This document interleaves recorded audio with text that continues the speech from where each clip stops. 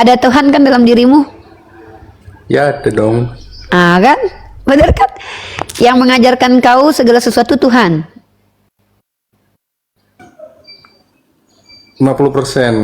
Nah, tuh 50% Tuhannya ngajarin untuk merendahkan orang lain nih. Kalau beda keyakinan gini nih. Inilah cara-cara anak-anak Theos hadir ke ruang dialektika dan ke dunia ini untuk menjadi hama di peradaban. Makanya saya bilang, saya nggak mau jadi Kristen karena rata-rata kalau sudah jadi Kristen kayak gini kelakuannya, dibimbing sama Tuhannya kayak gini menurut mereka loh ya. Kata mereka ada Tuhan dalam dirinya, otomatis perbuatannya diajarkan Tuhan. Ini contohnya nih. Kalau kamu kan gak ada Tuhan. Dikatakan nggak punya Tuhan sama orang kafir tuh nggak masalah, Dek.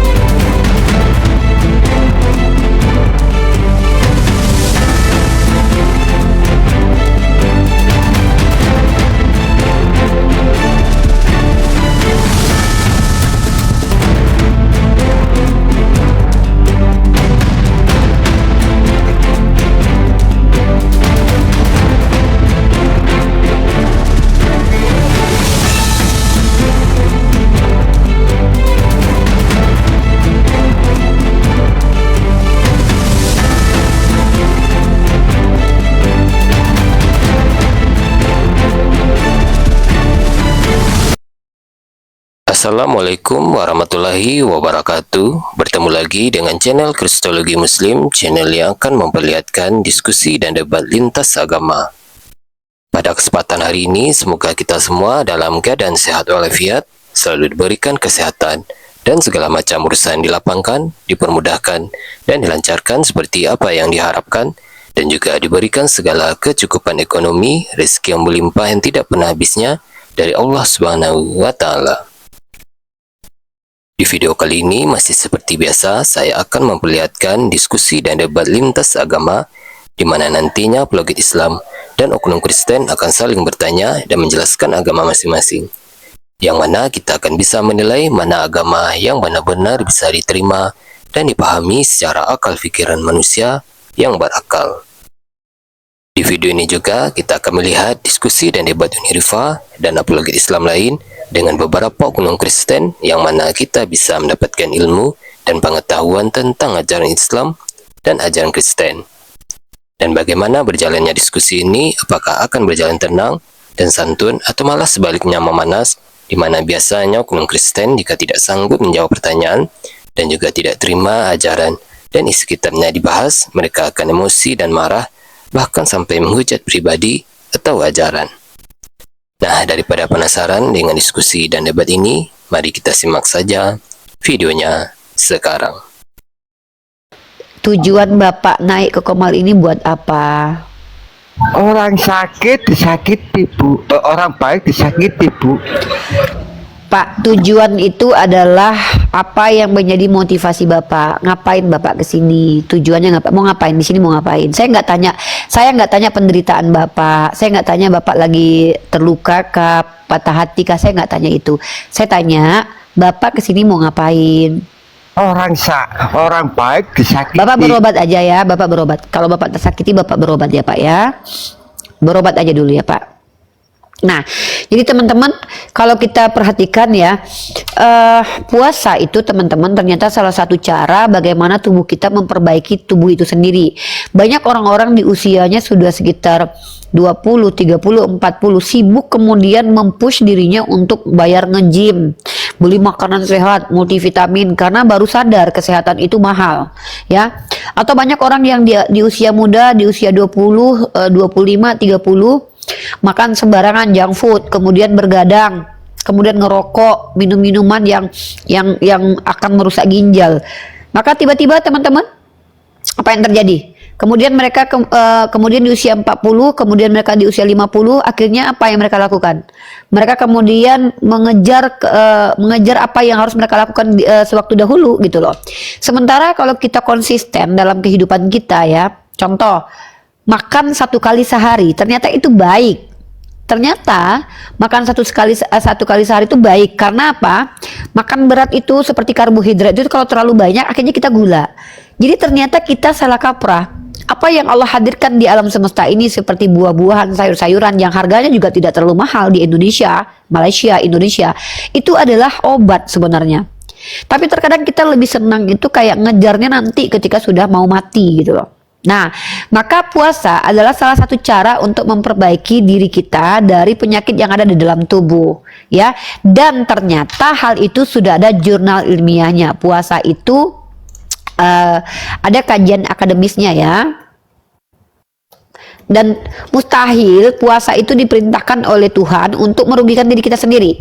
Karena aturan agama itu kalau benar dari Tuhan, maka seluruh aturannya haruslah menguntungkan apabila diterapkan oleh pengikut agama tersebut.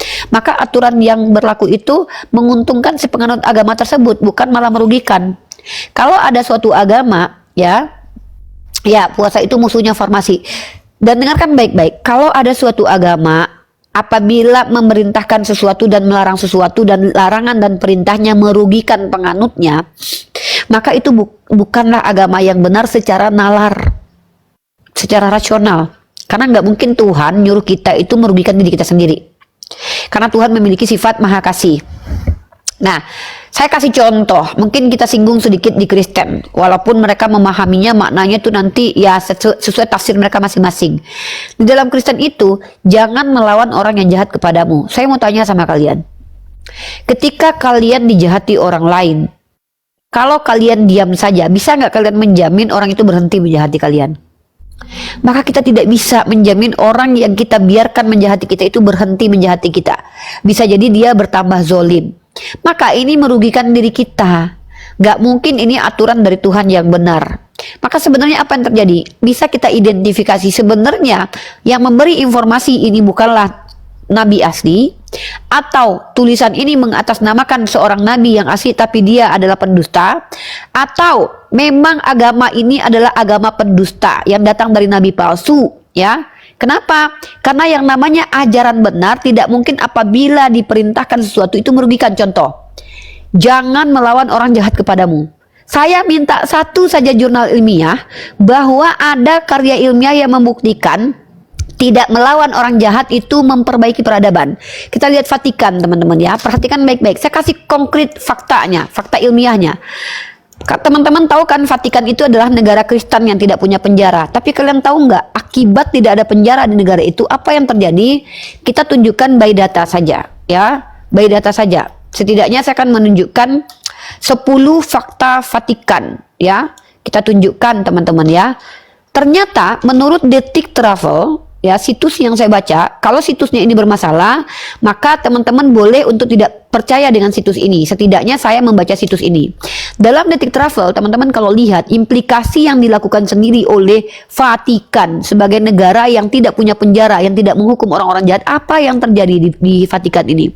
Ini negara terkecil di dunia. Yang pertama faktanya adalah dia tidak punya penjara. Dan ketika dia tidak punya penjara, dia diiringi dengan apa? Kriminalitasnya tinggi.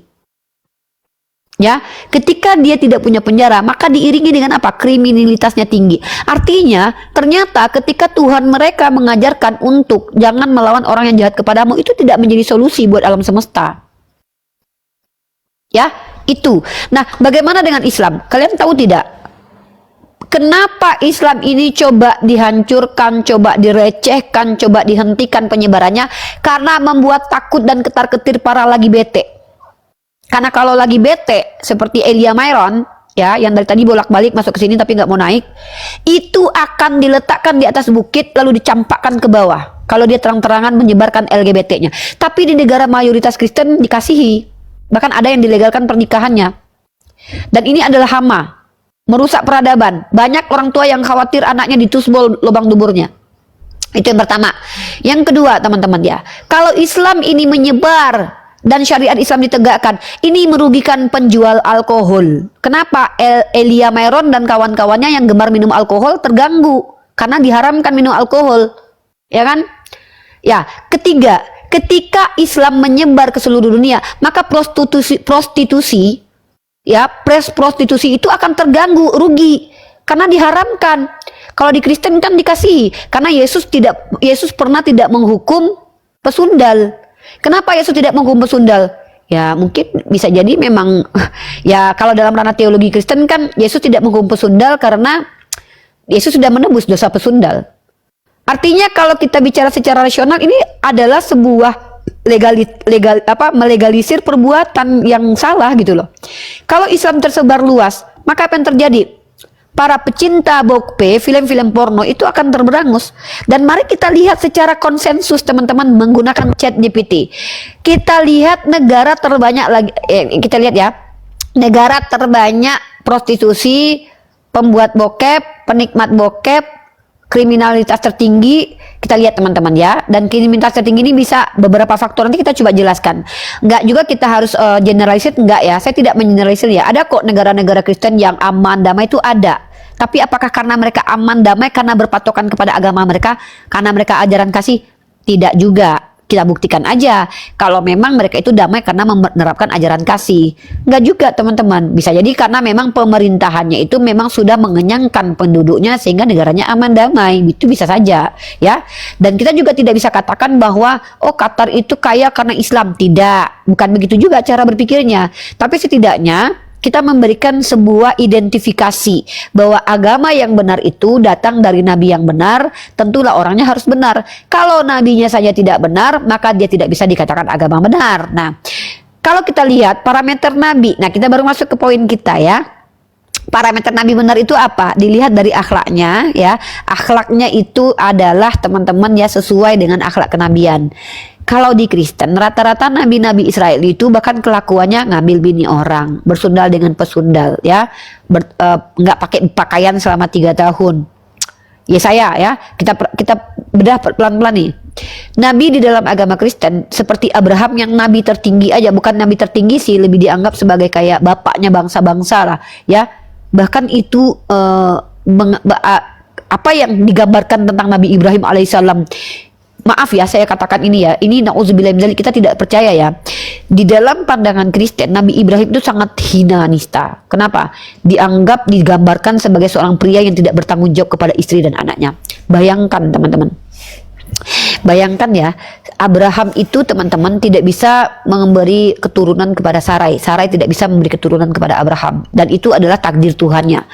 Tiba-tiba Sarai ini menyuruh pembantunya, dalam pandangan Kristen kan Hagar itu adalah budaknya. Tiba-tiba Sarai ini menyuruh budaknya untuk dihamili. Abraham menghamili, akhirnya punya anak. Dan kalian tahu nggak, ketika Sarah melihat Ismail bersama Ishak itu bermain, Sarai sakit hati dan nggak mau berbagi warisan dengan Ismail. Lalu diusirlah Hagar dan Ismail. Kalian tahu nggak, Abraham ini diperlihatkan sebagai seorang laki-laki yang nggak punya harga diri, patuh kepada istrinya aja. Bahkan Tuhan pelopori hal itu. Ketika Abraham tidak mau mengusir Hagar dan Ismail anaknya, lalu Tuhan datang, ya kamu harus ikuti kata istrimu. Jadi ikatan suami takut istri itu diajarkan oleh Kristen. Ya, di situ Abraham harus patuh kepada Sarai. Sarai tidak mau berbagi warisan dengan Ismail, dia mau mengusir Hagar, dan itu tidak apa-apa dalam agama Kristen. Akhirnya Abraham mengusir Hagar, Sarai ke padang tandus. Kalian bayangkan seorang manusia, seorang perempuan membawa anaknya berdua diusir jauh ke padang tandus, dan Tuhannya legitimasi ini. Nah, kalau kita bicara dari sisi Islam, kalian dengarkan baik-baik. Dari sisi Islam, Nabi Ibrahim alaihissalam itu tidak mengusir Hagar, tapi memberikan pemisahan antara Sarah dan Hagar. Hikmahnya nanti apa? Hikmahnya nanti akan muncul keturunan Ismail yang seperti bintang di lautan, bintang di langit, butir-butir pasir di lautan. Dan ternyata teman-teman, keberadaan Nabi Ismail alaihissalam itu dijaga oleh Allah. Ya, terbukti Nabi Ismail alaihissalam survive bersama Hagar, bukan karena kebencian, bukan karena iri dan dengki Nabi Ibrahim mengantarkan Hagar, tapi karena perintah Allah Subhanahu wa taala, karena Allah menjamin keselamatan Hagar dan juga Nabi Ismail alaihissalam. Maka ketika Hagar diletakkan di padang gurun yang tandus, justru di situ keluar mata air karena izin Allah, karena ridha Allah, dan Nabi Ismail alaihissalam punya keturunan sampai di padang gurun yang diletakkan oleh Allah tersebut. Kalau dalam Bible gambarannya adalah bahwa Tuhan memang tidak suka dengan budak, akhirnya diusir gitu loh. Ini karena kebencian, karena ketidaksenangan, karena ketimpangan sosial. Kalau di dalam Islam bukan, karena memang Allah ingin menyebarkan keturunan Nabi Ibrahim di Jazirah Arab dan juga di tempat lain. Nah, kemudian kalau kita lihat bagaimana perbandingan antara Islam dan Kristen. Di dalam agama Islam, kalau teman-teman perhatikan bagaimana Nabi Ismail alaihissalam dimuliakan oleh Allah, bahkan keturunannya itu diberikan satu tempat khusus untuk menyembah kepada Allah yang disebut dengan Ka'bah. Artinya keadilan Allah terlihat di sini. Ketika Bani Israel, teman-teman, diberikan Baitul Maqdis untuk tempat pusat mereka menyembah kepada Allah, Bani Ismail diberikan Ka'bah untuk pusat menyembah kepada Allah. Maka disinilah nampak keadilan Allah. Bukan Tuhan yang rasis memilih satu kaum saja merendahkan satu kaum. Bagaimana gambarannya di Kristen, teman-teman? Digambarkan di dalam agama Kristen, saudara kita mempercayai bahwa Ismail adalah anak budak, nggak layak dapat rahmat dari Allah, sementara mereka percaya di dalam kitab mereka tertulis bahwa Ismail diberkati Tuhan. Namanya saja Ismail, Tuhan mendengar. Inilah perbandingan dan perbedaan cara berpikir konsepsi kita dengan saudara Kristen karena kitab sucinya berbeda. Kenapa ada tendensius tentang Ismail di dalam kitab sucinya orang Kristen? Karena kitab tersebut ditulis oleh orang Yahudi, dan kecenderungan orang Yahudi itu adalah angkuh, sombong, dan juga tegar tengkuk. Maka wajarlah mereka menggambarkan keturunan mereka dengan cara baik walaupun mereka itu banyak yang tegar tengkuk. Sementara Al-Quran adalah kalam ilahi, memberitakan kebenaran yang membedakan mana benar mana salah. Kalau Bible itu adalah catatan-catatan orang Yahudi terkait tentang nenek moyang mereka yang pastinya belum tentu bisa dipastikan bahwa mereka berada pada saat itu mereka tuliskan cerita itu. Ya, seperti itu teman-teman. Jadi kalau kita lihat bagaimana penggambaran nabi-nabi di dalam agamanya orang Kristen itu sangatlah luar biasa, tidak punya parameter dan standar sebagai seorang nabi. Seperti ketika Daud adalah sebagai seorang nabi di dalam Kisah Para Rasul pasal 2 nomor 32, nomor 30 ya, Kisah Para Rasul pasal kedua nomor 28, 29 dan 30 dikatakan bahwa Daud itu adalah seorang nabi. Dia bahkan mengambil istri orang dan Tuhan menghukum anak hasil jinanya untuk menyelamatkan Daud yang adalah nenek. Subhanahu wa ta'ala artinya apa? Elia Meron artinya adalah maha suci, maha tinggi ya. Ini bukan Elia Meron asli. Oh ya, kalau memang Elia naik aja deh. Jadi gini Elia Meron ya. Subhanahu wa ta'ala itu artinya maha suci, maha tinggi. Bukan maha kecil, maha mati, maha kecil, maha mengkerut ya.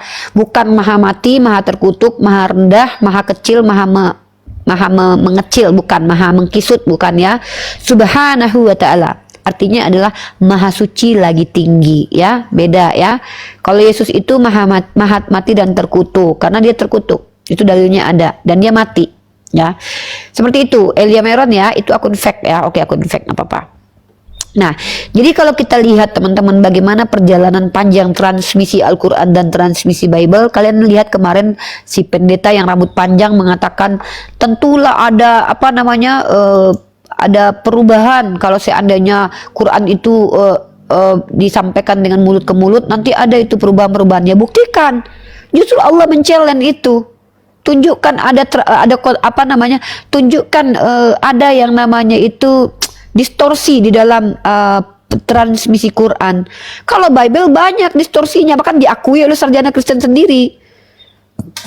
Nah, kalau cuma sekedar klaim dan dugaan ya itu hayalan saja, kita nggak usah banyak bicara lah, ya kan? Itu pandangan kalian.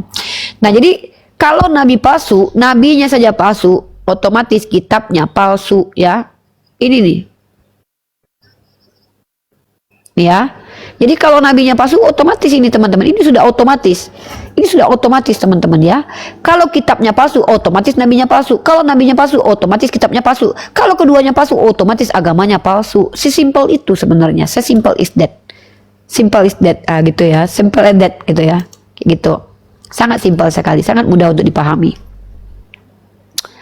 Jadi tidak perlu kita ini gegap gempita ya, bertengkar. Kita buktikan saja. Ngapain kita gini? Ada kepentingan kita sekali untuk menunjukkan kitab suci mereka, tapi ada kepentingan kita untuk tidak menunjukkan kitab mereka, tapi kita langsung pondasinya aja gitu. Kitab sama.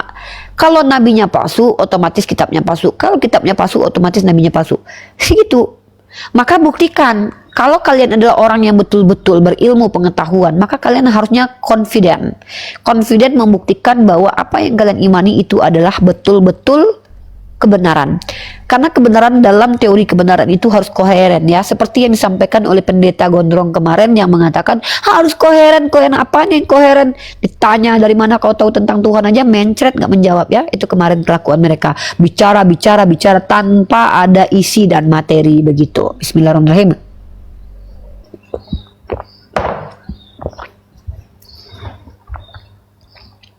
Seperti itu ya.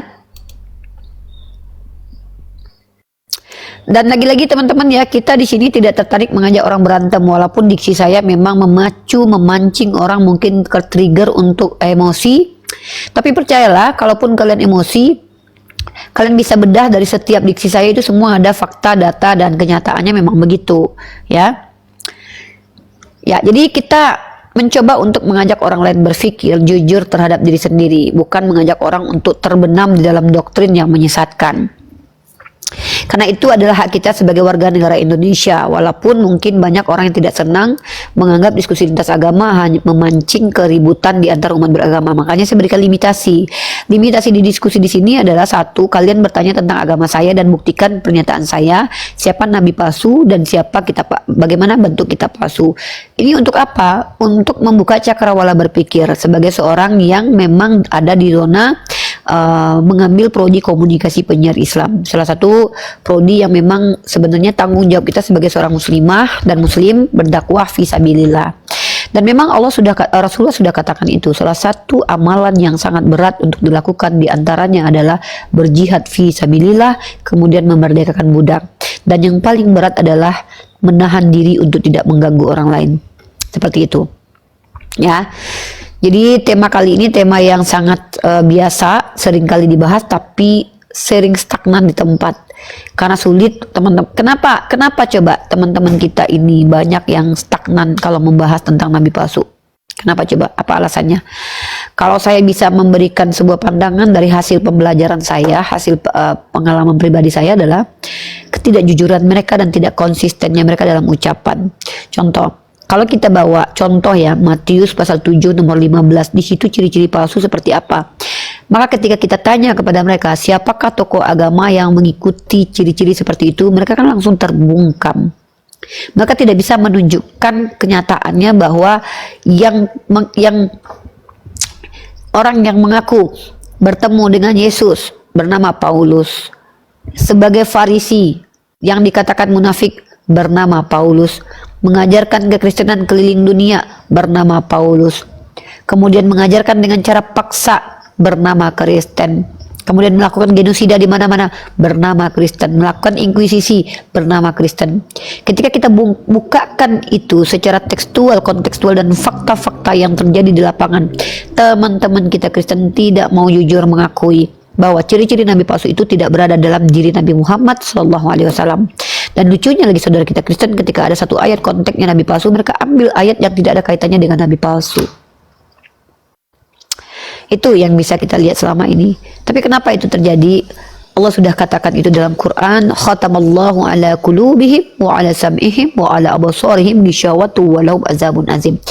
Tidak semua saudara kita Kristen ini bisa kita persalahkan teman-teman, karena pilihan mereka tidak bisa. Dalam kebernegaraan kita wajib menghargai keputusan mereka menjadi Kristen, karena memang di Indonesia ini diizinkan agama Kristen untuk dianut. Tetapi ketika mereka bicara di hadapan publik, di dalam ruang dialektikalitas iman, maka kita berhak untuk mengkritisi statement dan argumen, karena mereka harus bertanggung jawab dengan setiap klaim yang mereka sampaikan. Kalau mereka tidak berani bertanggung jawab terhadap klaim mereka, maka nggak usah membuat sebuah klaim. Kalaupun mau mengajarkan agamanya, ajarkan saja kepada orang yang sudah menganut agama Kristen itu di gereja.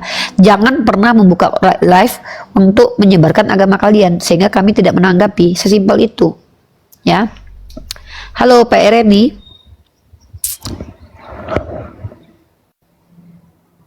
Halo Pak Ereni.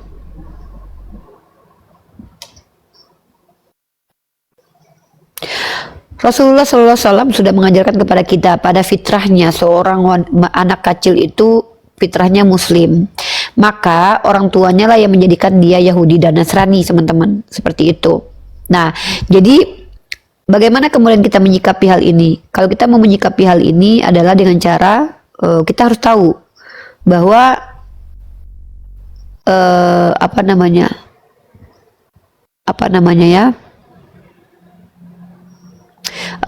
sorry saya ngelik barusan, saya mengingat sebuah peristiwa ya. Bagaimana cara kita menyikapi saudara-saudara kita ini? Makanya kita mengajak dakwah itu kan dari kata dakwah itu kan menyeru, itu kita serukan kepada mereka. Oh, mereka menolak, ya sudah, saya nggak perlu merendahkan dan menghina mereka dan mencaci mereka. Tapi kalau mereka melakukan perlawanan, ya kalau kita bisa menghindar. Makanya saya bilang, kalau bisa berdiskusi ngapain harus debat. Kita hindari perdebatan dengan cara memberikan batasan. Kalau kalian tidak berilmu, Vena Rayani, Habib itu dari kata Habibi. Habib artinya adalah kekasih. Naik aja kakak sayang. Naik aja kakak sayang. Kalau niat kakak baik untuk bertanya, kakak nggak perlu khawatir dan takut lah. Bertanya itu tidak dihukumi sebagai perbuatan bersalah di undang-undang. Tapi kalau pertanyaan itu membawa narasi kebencian, ya bisa mensreanya dilihat sebagai kesalahan. Kalau kakak Kristen bertanya seabsurd apapun pertanyaan, sekonyol apapun, kami umat Islam harus maklum. Kecuali kami tidak mau berdakwah. Kecuali kakak sudah diberi peringatan sekali, 2 kali, tapi ternyata sengaja untuk menghujat, ya saya berhak marah. Dan kemarahan saya pun dampaknya juga cuma sekedar di argumentasi kok. Nggak sampai di tahap saya akan mencincang-cincang kakak, ya tidaklah.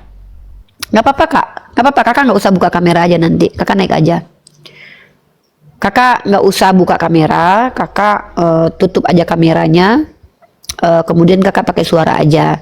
Karena kakak wanita, woman support woman, walaupun kita beda keyakinan, tetap saya harus lebih mensupport kakak sebagai perempuan karena saya berpihak kepada perempuan. Saya nggak mau kakak dilecehkan juga di sini, maka kakak tutup kamera aja. Di sini kakak bertanya aja, nggak usah kakak menjelaskan apa-apa. Kakak bertanya, kita nggak usah bahas Bible, kakak pelajari aja Bible di rumah kakak sendiri. Kakak belajar aja Islam, kakak tanya saja tentang Islam di sini. Ya, dan pertanyaan dengan intonasi yang baik bukan hujatan. Ya betul sekali.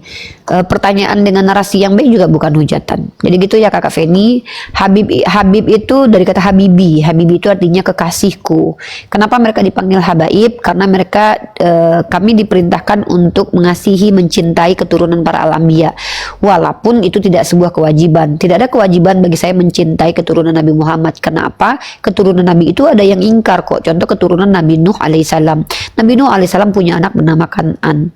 Ya, Kan'an itu bahkan ditetapkan kafir oleh Allah Subhanahu wa taala, padahal Kan'an itu adalah anak dari Nabi Nuh alaihissalam. Bahkan Rasulullah sendiri mengatakan bahwa kalau seandainya Fatimah mencuri, Rasul akan potong tangannya. Artinya perlakuan dalam hukum Islam itu sama saja mau dia keturunan Nabi atau tidak, karena agama Islam tidak membeda-bedakan kita karena nenek moyang kita siapa. Nah, sebenarnya tidak perlu perlakuan khusus kepada keturunan nabi-nabi, karena pada saat Abu Bakar Siddiq dan Umar Ibn Khattab menjadi seorang khalifah, Fatimah tidak mendapatkan privilege pada waktu dia menjadi princess, waktu ayahandanya sudah wafat menjadi seorang nabi. Ya, bahkan Sayyidah Fatimah itu hidup dalam kesusahan dan kesulitan, beda dengan princess-princess di dalam negeri dongeng yang kita lihat. Artinya kalau kita lihat bagaimana teguhnya para sahabat memegang ajaran Islam itu, menyamaratakan hukum Islam itu tetap berlaku walaupun dia anak seorang nabi. Jadi sebenarnya saya tidak termasuk orang yang terlalu memuliakan habaib ya, karena yang harus saya muliakan itu adalah Rasulullah, nabi-nabi saya.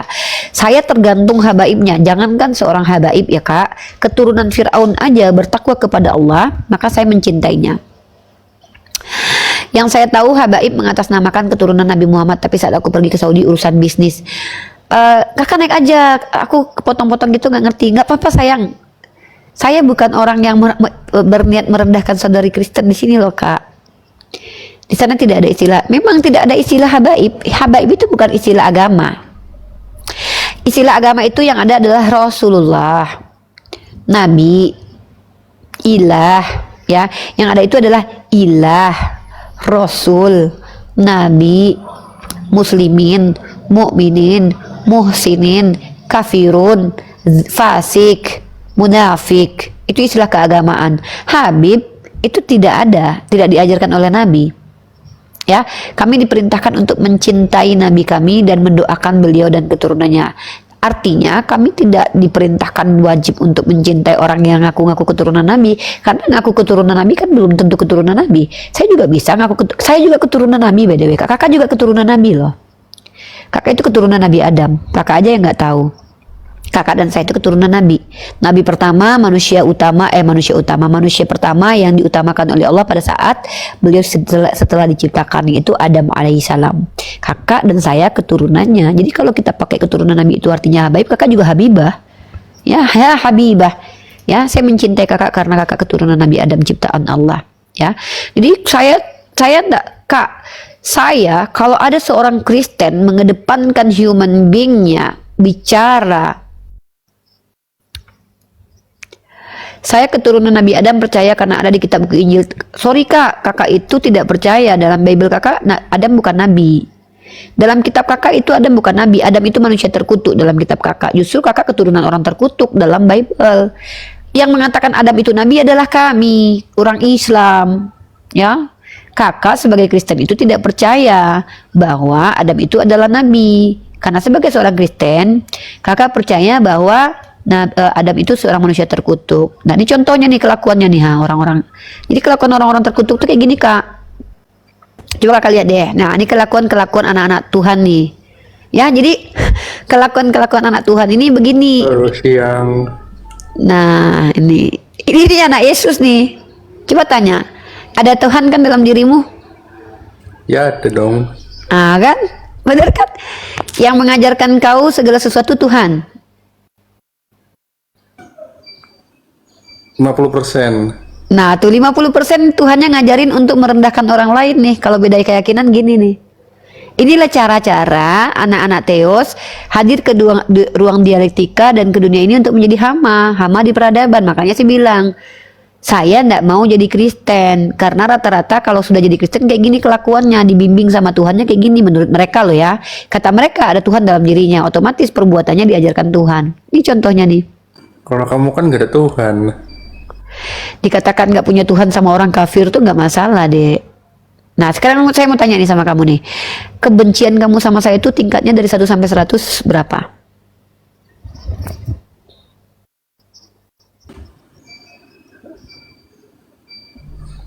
Coba. Kebencian kamu kepada saya, kebencianmu kepada saya dari 1 sampai 100 tingkatnya berapa? 1000, semiliar, kebencian kamu sama saya tuh tingkatnya. Enggak ada kebencian, cuman kamu mirip pesundal aja. Oke, saya mirip pesundal. Kamu tahu nggak? Jangan menghina pesundal karena di agamamu pesundal lebih dulu masuk ke dalam kerajaan surga. Bahkan agamamu sendiri memuliakan pesundal. Yesus yang mencium kakinya seorang pesundal. Bahkan Yesus itu keturunan dari pesundal. Rahab itu adalah pesundal yang dibenarkan oleh Tuhan karena takiyah, menyelamatkan orang Israel dari serangan orang Yeriko, dek. Jadi kalau kamu merendahkan pesundal, kamu bertentangan dengan Yesus yang teman akrabnya sendiri adalah pesundal. Nggak ada itu hoak. Loh, ini saya tunjukin dalilnya nih, pesundal lebih dulu masuk kerajaan surga. Nih ya. Masa kamu nggak tahu ayat ini sih? Buat apa kamu memiliki, enggak, maksudnya kamu memiliki kebencian kepada saya ini kira-kira sudah satisfying nggak? Ada kepuasan tersendiri nggak? Menunjukkan kebencian ini ke saya itu, menurut kamu saya akan berhenti gitu diskusi, berhenti membahas agama-agama kalau Nggak ada seandainya. yang membenci. Nggak ada yang membenci, cuman ya Ya nggak ada, dek, cocok dengar aja ya. ini. Tidak Seperti ada orang. wajahmu tuh cocok. Ya nggak apa-apa. Nah, tidak mungkin yang namanya orang jahat itu mengaku dia jahat. Kalau orang jahat mengaku dia jahat, berarti dia sudah sadar dia jahat, artinya dia fase mau bertobat. Tidak mungkin orang sesat mengaku dia sesat. Kalau orang sesat ngaku dia sesat, maka dia sudah tobat. Sama, Dosa, udah tidak ditebus. mungkin orang. Ntar dulu nih, lihat ya. Matius pasal 21 nomor 31. Siapakah di antara kedua orang itu yang melakukan kehendak ayahnya? Jawab mereka yang terakhir. Kata Yesus kepada mereka, aku berkata kepadamu, sesungguhnya pemungut-pemungut cukai dan perempuan-perempuan sundal akan mendahului kamu masuk ke dalam kerajaan Allah. Kalau saya seorang pesundal, mana yang lebih dulu saya masuk kerajaan Allah, kamu atau saya menurut Yesus?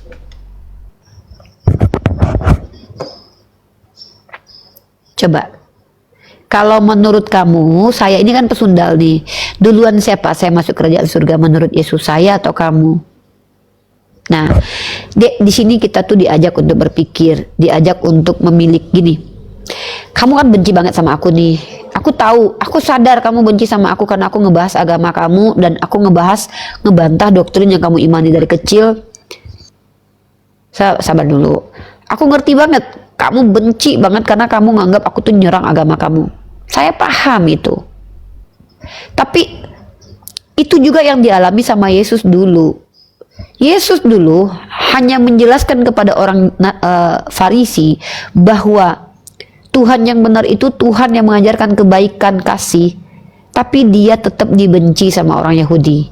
Sama, apa yang saya sampaikan ini kamu tidak bisa bantah. Mau benci segunung apapun kamu ke saya, sebesar apapun kebencianmu, tidak akan merubah kebenaran itu tetap menjadi kebenaran, Dek. Kebencianmu sama saya itu tidak berimplikasi apa-apa, tidak merugikan saya. Serius, kamu benci sama saya. 1000 Kristen, semua umat Kristen di Indonesia ini benci sama saya dan berniat untuk menghabisi nyawa saya. Tidak akan merubah kebenaran itu tetap kebenaran.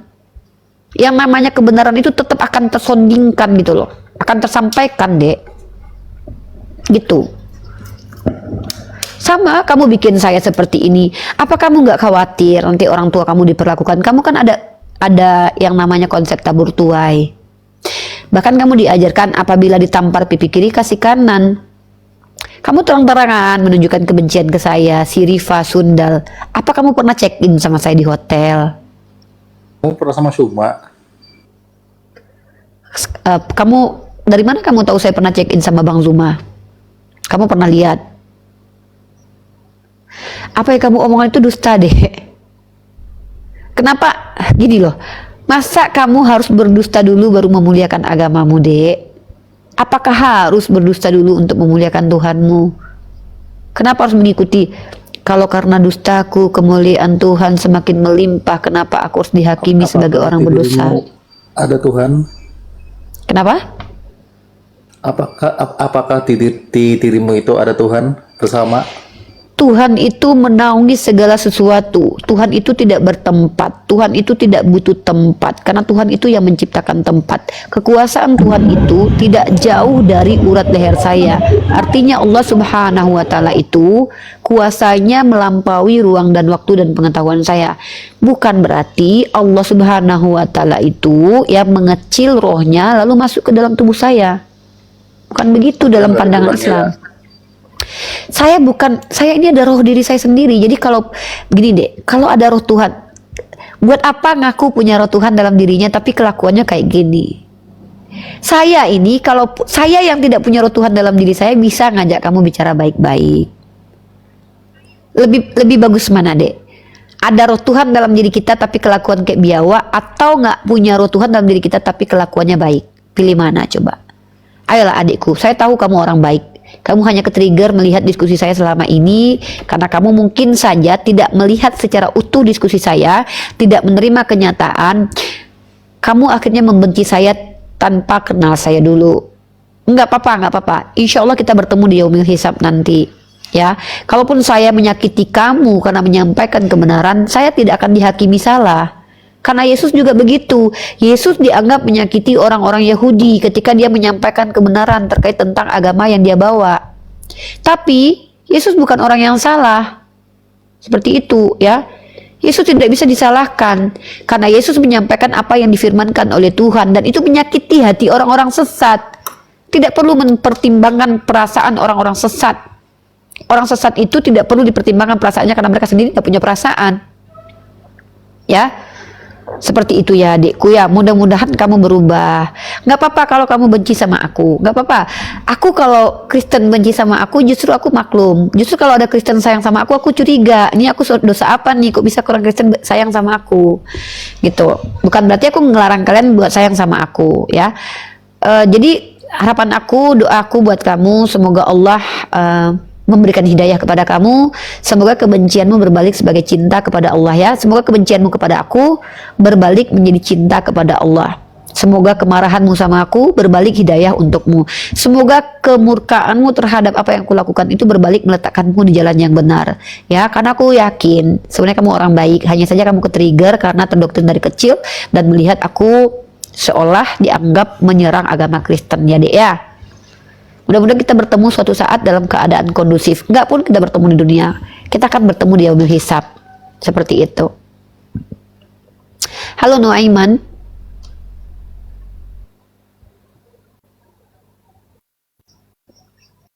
Halo Nuaiman. Sorry. Halo Kak Enia. Maaf Uni kepencet, maaf. Gak apa-apa Bunda. Terima kasih udah tap layar ya. Iya, maaf ya. Ya, buat saudaraku ya, kamu mungkin masih menonton atau tidak menonton. Saya sayang sama kamu. Jujur saya justru sayang sama kamu. Minta maaf kalau saya mungkin selama berdialog ini membuat kamu tersakiti hatinya. Percayalah, sakit yang kamu alami itu adalah obat untuk jiwamu sendiri. Karena ketika kamu tidak sakit hati mendengarkan narasi saya, justru kamu aneh. Harusnya kamu memang harus sakit hati. Kemudian sakit hati itu implementasikan dengan cara baik. Bantah saya kalau memang saya salah, ya. Bantah saya kalau memang saya salah. Kalau saya tidak terbukti salah, kenapa kamu harus mengamuk kepada saya? Kamu sudah mengorbankan Yesus waktu dia Pontius Pilatus mengatakan Yesus tidak bersalah, tapi tetap dipaksa untuk disalibkan. Lalu ketika saya tidak terbukti salah, kenapa saya harus menanggung kemarahan kalian gitu loh? Ketika saya berpikir menggunakan akal saya untuk menginterpretasikan apa pemahaman saya terkait agama kalian. Seperti itu ya. Masa kalian diizinkan menggunakan platform TikTok untuk menyesatkan orang, saya meluruskan gak boleh? Ya, seperti itu. Setahu saya negara kita konsepnya adalah demokrasi. Seperti itu ya. Silakan saja, tidak masalah. Sebenci apapun kalian kepada saya tidak berpengaruh apa-apa ke diri saya. Bahkan sesayang apapun kalian kepada saya juga tidak berpengaruh apa-apa kepada saya. Saat saya sudah menjalani 7 tahun ada di ini, Vienna Riani, sudahi Islam atau Kristen saling merasa benar sendiri, surga neraka milik Tuhan bukan milik agama. Oke, Vienna Riani, begini, kalau kamu merasa bahwa tidak boleh mengaku benar dalam agama, berarti kamu sedang tidak percaya kepada agamamu.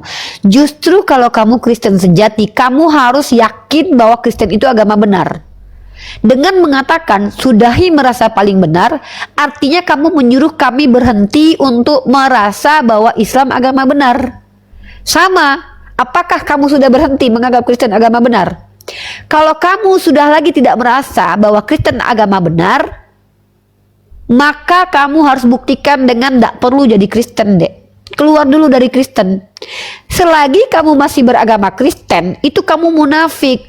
Kamu itu ngaku Kristen, tapi kamu bilang jangan ngerasa paling benar. Loh, kalau kita beragama, kita harus merasa yakin, pastikan agama kita benar. Buat apa kita beragama kalau kita nggak percaya agama ini benar, dek? Justru saya karena saking yakinnya agama saya benar, saya bukan cuma merasa, saya bahkan bisa membuktikan agama saya benar. Kenapa saya harus berhenti merasa agama saya benar dan membuktikan agama saya benar? Kalau saya berhenti merasa agama saya benar, membuktikan agama saya benar, artinya saya tidak patuh kepada Quran saya yang saya anggap benar, yaitu diperintahkan berdakwah fi sabilillah. Kamu kalau berhenti menganggap agamamu benar dan berhenti menyebarkan Injil ke seluruh makhluk, kamu bukan pengikut Yesus, karena Yesus perintahkan Injil di seluruh makhluk. Itu dia. Jadi kamu menyuruh saya berhenti diskusi karena kamu tidak mau kita membuka cakrawala berpikir, menunjukkan mana benar mana salah. Kamu tidak mau itu karena kamu tidak mau keluar dari kesalahpahaman itu. Kamu nggak mau terima kenyataan saya bisa membuktikan kesalahpahaman itu. Kamu tidak mau percaya kepada saya karena kamu sudah terbiasa dengan doktrinmu, dekku. Dan itu pilihan kamu. Ketika kamu tidak sanggup membeli barang di dalam, kamu lihat ada orang jualan. Kamu lihat orang jualan, kamu tidak mampu beli barang itu. Jangan kamu suruh orang itu berhenti jualan. Jangan kamu masuk ke room itu, karena room itu men-trigger kamu untuk pengen beli barang itu. Sama, saya orang yang memang secara porsi tupoksi hidupnya itu berdakwah. Kalau kamu suruh saya berhenti, kamu sedang mengekang kemerdekaan saya dalam berpikir dan juga menyampaikan opini. Melarang saya menjalankan perintah agama saya. Kan saya sudah bilang, room ini untuk yang mau diajak berpikir, mau diajak merenung, mau diajak jujur. Teman-teman perhatikan baik-baik. Kalau Yesus tidak datang ke dunia, kalian pikir ada perang salib kah? Justru dengan Yesus datang ke dunia, perang salib muncul. Perang dunia kedua, perang dunia ketiga, bentar lagi tuh. Artinya, kalau kalian bilang konflik itu pada dasarnya memang sesuatu yang dihindari oleh manusia. Tapi dengan berkonflik kita bisa memilah mana benar, mana salah. Buktinya, negara kita ini merdeka karena ada perang, saudaraku. Kalau tidak ada perlawanan, ya, amal kabar baik. Demokrasi bukan untuk mengganggu tafsiran agama lain yang berbeda. Gini aja deh, bro. Anda adalah orang yang berpendidikan. Saya lihat dari ininya ya. Saya lihat dari ininya. Lebih baik bicara di atas. Saya baca nih. Anugerahnya menghidupkanku untuk kemuliaannya. Kezia Ngongo 320, Iki 44. Amal Ngongo 1. Bapak Amal Ngongo yang saya hormati. Kalau Bapak menuduh saya mengganggu tafsiran agama lain, Bapak tolong buktikan kepada saya bahwa saya itu menafsir. Karena saya khawatir Bapak tidak bisa membedakan membaca dengan menafsir. Menafsir itu artinya dari kata fasaro, mengeluarkan makna. Kalau Bapak menganggap saya mengganggu, Bapak harus buktikan. Kalau Bapak tidak bisa membuktikan saya mengganggu, maka Bapak memfitnah. Berhentilah Bapak memfitnah orang lain. Ya, justru Bapak yang mengganggu di sini. Di sini saya sedang mengajak orang berpikir, merenung dan juga jujur. Bapak mengajak saya menghentikan upaya untuk mengajak orang jujur terhadap diri sendiri dengan cara memfitnah. Kalau memang saya mengganggu tafsiran kekristenan, silahkan Bapak buktikan tafsiran mana yang saya ganggu, yang saya tafsir ulang tuh yang mana. Oh, sepanjang diskusi, ambil videonya satu konteks, mari kita putar, kita bedah kata-katanya. Apa yang saya lakukan itu?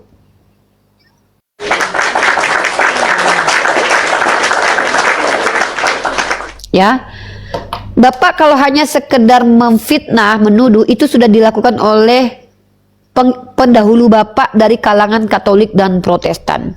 Katolik dulu hanya sekedar menuduh orang bidat itu sudah boleh menghukum. Untung negara Indonesia bukan negara yang dikuasai oleh Katolik dan Protestan. Protestan ketika mengatakan anak baptis sesat, mereka boleh menghukum anak baptis. Bapak mengatakan saya salah. Untung Bapak tidak pemangku, untungnya semoga Bapak bukan pemangku jabatan di Indonesia. Sempat Bapak pengacara aja kayak si Dosma, itu berani-beraninya memfitnah saya dengan potongan video. Ya, Bapak adalah orang yang mengatakan saya mengganggu tafsiran agama lain. Coba tunjukin gitu loh. Minimal kalian ketika menuduh itu ada fakta dan data kalian bawa. Kayak saya nih, saya menuduh Kristen penghujat. Saya katakan Kristen itu kan agama nih. Selagi dia Kristen, maka dia berpotensi menghujat Yesus. Wah, kok berani sekali Rifa. Saya bawa buktinya. Galatia pasal 3 nomor 13. Apakah ini kitab orang Kristen? Iya. Maka kalau ada orang Kristen percaya Galatia pasal 3:13, percayakah kepada diksi yang mengatakan Yesus mati terkutuk? Tentu kalian percaya.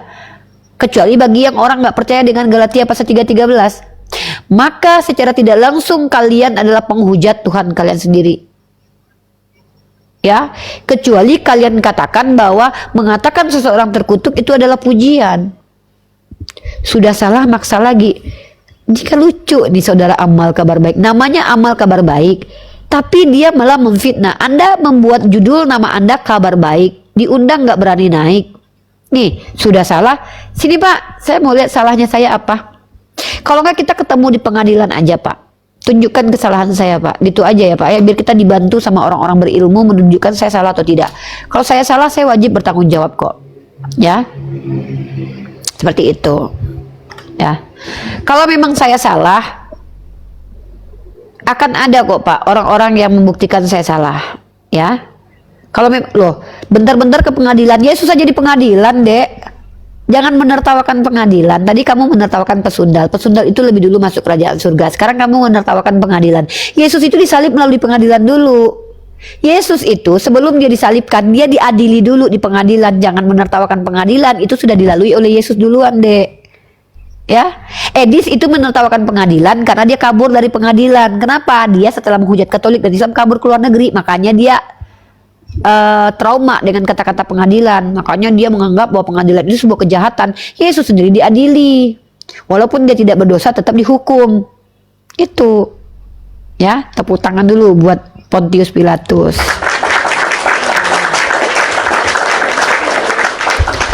Pontius Pilatus adalah salah satu hakim yang luar biasa. Satu-satunya hakim yang berani mengadili Tuhan tuh Pontius Pilatus, ya. Salah satu orang yang luar biasa hebat di dunia ini adalah Pontius Pilatus karena dia berani-beraninya menghakimi Tuhan, ya. Manusia yang berani menghakimi Tuhan itu bernama Pontius Pilatus, teman-teman, ya. Luar biasa.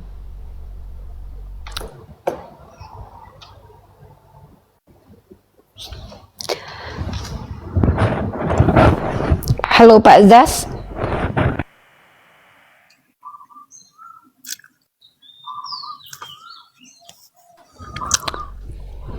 Halo Pak Zas. Oke, turun dulu ya. Seperti itu teman-teman. Jadi kita ini tugasnya berdakwah. Dakwah itu dari kata da'a, mengajak. Yang kita ajak bagaimana? Yang kita ajak itu orang untuk berpikir, mengajak orang untuk merenung, mengajak orang untuk jujur, bukan mengajak untuk mencaci agama kita. Nah, walaupun nanti kita juga ada yang namanya itu konsekuensi, itu ada seperti itu. Tapi bukan berarti kita harus perturutkan hawa nafsu itu. Marah itu boleh, tapi bukan berarti marah sampai kita merusak kemanusiaan kita. Karena perbedaan kita dengan hewan adalah hewan memperturutkan hawa nafsu, kita menahan hawa nafsu. Maka la takhdab walakal jannah. Oh, Unirifa cuma bisa bicara, Unirifa sering marah. Iya. Terkadang teman-teman melihat saya marah, padahal itu adalah penekanan suara saya karena lawan diskusi saya itu nggak kedengeran. Tapi saya memang pernah marah, teman-teman. Saya pernah marah, tapi yang saya sampaikan itu juga adalah sebuah yang memang tertulis. Kayak saya mengatakan Kristen Bani Kunarion, itu datanya ada, bukan saya yang menuduh, begitu. Seperti itu ya. Dan saya tidak tertarik untuk debat kusir dengan kaum awam gitu.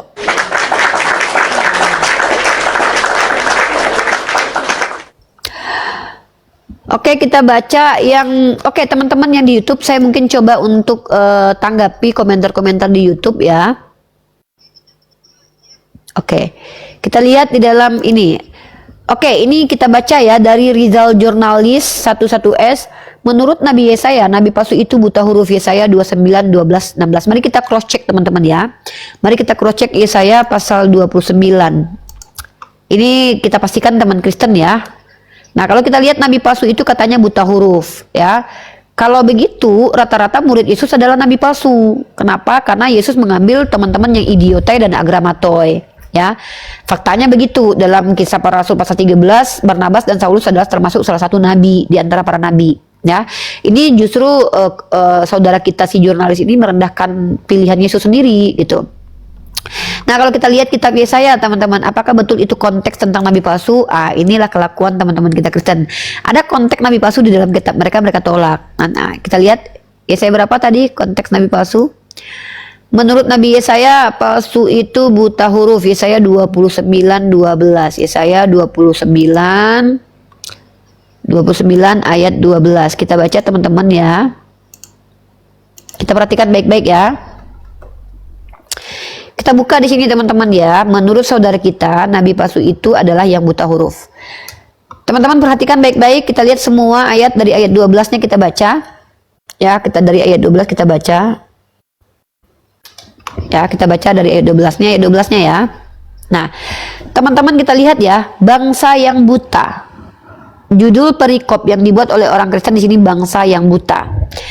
Tercengang-cenganglah penuh keheranan, biarlah matamu tertutup buta, semata-mata jadilah mabuk, tetapi bukan karena anggur jadilah pusing, tetapi bukan karena arak, sebab Tuhan telah membuat kamu tidur nyenyak, matamu yakni para nabi telah dipejamkannya, dan mukamu yaitu para pelihat telah ditudunginya. Maka bagimu penglihatan dari semuanya itu seperti isi sebuah kitab yang termatrai. Ya, apabila diberikan kepada orang yang tahu membaca dengan mengatakan baiklah baca ini, maka ia akan menjawab aku tidak dapat, sebab kitab itu termatrai. Dan apabila kitab itu diberikan kepada seorang yang tidak dapat membaca dengan mengatakan baiklah baca ini, maka ia akan menjawab aku tidak dapat membaca. Dan dengar teman baik ya, dengar baik-baik ya. Dan Tuhan telah berfirman, oleh karena bangsa ini datang mendekat dengan mulutnya dan memuliakan aku dengan bibirnya, padahal hatinya menjauh daripadaku, dan ibadahnya kepadaku hanyalah perintah manusia yang dihafalkan. Saudaraku, kamu salah. Justru di sini Tuhan mengatakan agama sesat itu agama yang ajaran yang dihafalkan itu ajaran manusia, bukan ajaran Tuhan. Nih, dan tidak ada satupun ajaran Kristen itu yang kita lihat seperti Trinitas, Homoousios, dan juga itu bukan dari Tuhannya tapi dari manusia. Nih, Maka sebab itu sesungguhnya aku akan melakukan pula hal-hal yang ajaib kepada bangsa ini, keajaiban yang menakjubkan. Hikmat orang-orangnya yang berhikmat akan hilang dan kearifan orang-orangnya yang arif akan tersembunyi. Celakalah orang yang menyembunyikan dalam-dalam rancangan terhadap Tuhan, yang pekerjaan-pekerjaannya terjadi dalam gelap sambil berkata, siapakah yang melihat kita dan siapakah yang mengenal kita? Betapa kamu memutarbalikan segala sesuatu. Apakah tanah liat dapat dianggap sama seperti tukang periuk? Nah, inilah bukti kalau kalianlah yang dimaksud ayat ini, karena kalian mengatakan pencipta adalah ciptaan. Bagaimana mungkin kalian memutarbalikan tanah liat yang adalah ciptaan itu dianggap seperti tukang periuk, yaitu pencipta? Itu yang kalian lakukan. Kalian menganggap Yesus yang diciptakan Tuhan adalah pencipta alam semesta, dan sehingga apa yang dibuat dapat berkata tentang membuatnya, bukan dia yang membuat aku, dan apa yang dibentuk berkata tentang yang membentuknya, ia tidak tahu apa-apa. Ini bukti bahwa justru yang ajaran palsu itu ajaran kalian yang menganggap ciptaan sebagai pencipta. Baca ayatnya, dan ayat ini tidak merujuk kepada Nabi Muhammad SAW.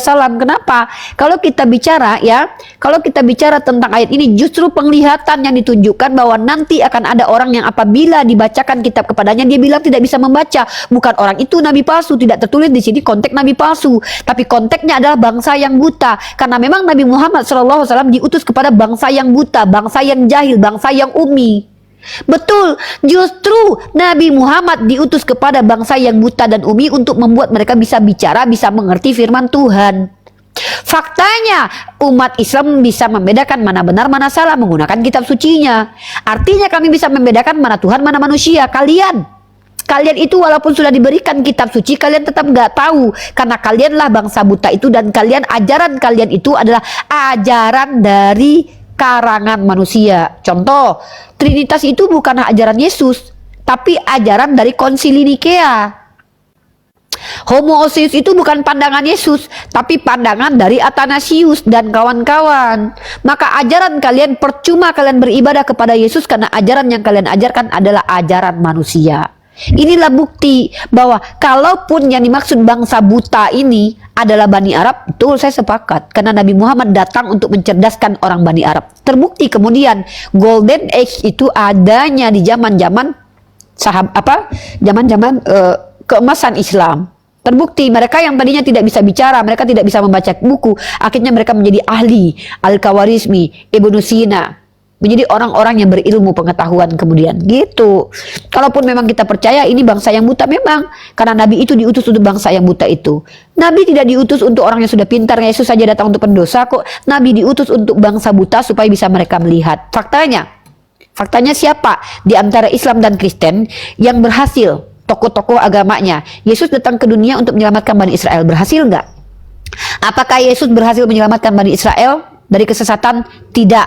Apakah berhasil Nabi Muhammad menyelamatkan Jazirah Arab dari kesesatan? Berhasil. Mereka tidak lagi menyembah kepada Manat, Lata, Uzza, tapi mereka hanya menyembah hanya kepada Allah yang tidak punya berhala sama sekali. Inilah bukti bahwa ajaran yang benar itu ada di sisi Islam, dalam narasi kitab Anda justru. Maka ketika Anda memberikan ayat ini, terbukti bahwa agama Islam itu agama yang benar, bukan malah sebaliknya, ya, seperti itu. Dan ini bukan konteks tentang nabi palsu. Lagi-lagi saya sampaikan bahwa rata-rata orang Kristen menghindari konteks ayat tentang nabi palsu, tapi mengambil ayat yang tidak ada kaitannya dengan nabi palsu, gitu loh. Saya akhiri diskusi dan debat para apologet Islam yang telah memberikan kita ilmu dan pengetahuan tentang ajaran Islam dan ajaran Kristen. Semoga ilmu yang kita dapat dari diskusi dan debat ini dapat membentengi kita dari pemutatan, yang mana pada saat sekarang banyaknya misionaris mencari muslim yang awam untuk dimurtadkan. Saya akhiri video ini. Terima kasih kepada saudara-saudari muslim semua yang telah mengikuti diskusi ini sampai habis. Sampai ketemu lagi dan nantikan video-video diskusi dan debat apologet Islam selanjutnya. Assalamualaikum warahmatullahi wabarakatuh.